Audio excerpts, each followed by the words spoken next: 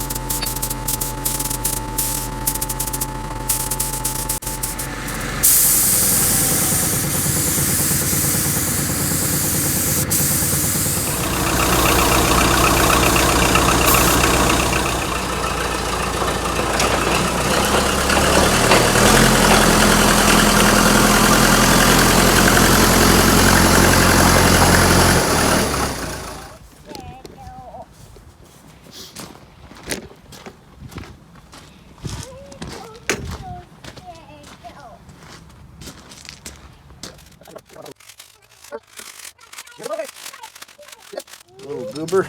Bolts, nuts. Bolts and nuts.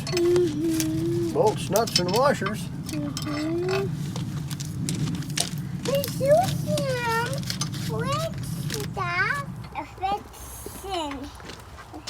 You fixed it? Yep. I'm almost done.